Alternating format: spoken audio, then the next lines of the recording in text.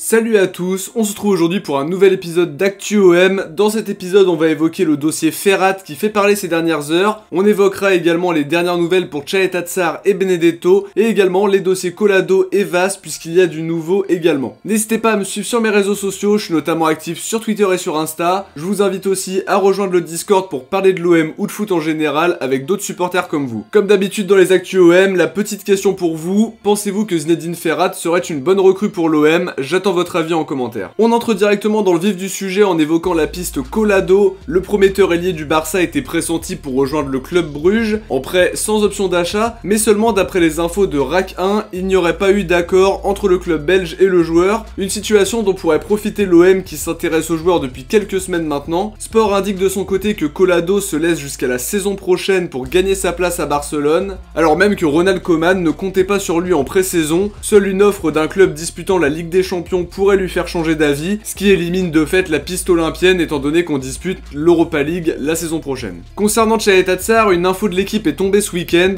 L'intérêt de Tottenham serait une pure invention, tandis que celui de West Ham serait plus concret. Le club aurait même formulé une offre de 14 millions plus 3 de bonus, une proposition qui malgré tout n'arrive pas à convaincre l'OM qui se voit récupérer une vingtaine de millions d'euros. Sky Sports indique que la piste West Ham pourrait tomber à l'eau, le club anglais serait proche d'un accord avec Nikola Milenkovic autour de 20 millions d'euros, ce qui jette énormément de doutes sur une arrivée de Tchaeta Tsar si tout ça se confirme. Ça s'agite un peu plus dans le sens des départs. D'après Mohamed Bouafsi, le départ de Benedetto est attendu cette semaine. Nantes aurait tenté le coup mais n'a pas réussi à aller plus loin. On a parlé un petit peu plus sérieusement d'un intérêt prononcé du Betis Séville qui a été évoqué par Mundo Deportivo. D'après eux, un accord est proche pour un prêt d'1 an, une possibilité de récupérer une place d'extra-communautaire et également de se délester d'un gros salaire ou au moins d'une partie comme ça a été le cas pour Strootman. Dans le dossier Vas, la Cadena Ser évoque une nouvelle offre marseillaise à hauteur d'1,5 million, une offre un peu supérieure à la première effectuée, mais la dernière a également été refusée par Valence qui se montre dur en affaires. Son de cloche un peu différent du côté de Todo Firares. D'après eux, Valence pourrait accepter l'offre. Le joueur arriverait pour un contrat de 2 ans plus 1 année en option. Ce qui complique les négociations d'après Hector Gomez, c'est la relation compliquée entre Anil Murcy et Longoria. Murcy aurait demandé à Vas de trouver un club et ne pourrait évidemment pas s'opposer indéfiniment au départ de son joueur, même si l'offre marseillaise ne convient pas à 100%, Longoria et Vas auraient tout arrangé ensemble pour valider l'opération. En plus de ça, Marca indique que l'OM n'augmentera pas son offre, et ça paraît être évident dans le sens où le joueur, lui, manifeste vraiment son envie de rejoindre le club et pourra faire pression sur Valence si le besoin s'en fait ressentir. Vous l'aurez compris au titre, on va maintenant évoquer l'avenir de Zinedine Ferrat, souvent envoyé du côté de l'OM ces dernières semaines. D'après les infos de Mohamed Toubachter, qui a été très fiable en ce qui concerne le dossier Guendouzi, les négos seraient très avancés et l'OM serait sur le point d'accélérer les discussions pour aboutir à un accord. Le joueur a un salaire plutôt raisonnable et à 1 an de la fin de son contrat, Nîmes aura du mal à atteindre les 8 millions qui correspondent à la valeur du joueur sur le marché. Romain Collet-Godin confirme également l'information en indiquant lui aussi que les négociations seraient avancées. Voilà pour les dernières infos concernant l'OM les amis, j'espère en tout cas que ça vous a plu. Si c'est le cas, n'oubliez pas de liker, de commenter, de partager et aussi de vous abonner pour ne rien louper. On se retrouve très vite pour analyser l'actu du club. Ciao, portez-vous bien et surtout allez l'OM.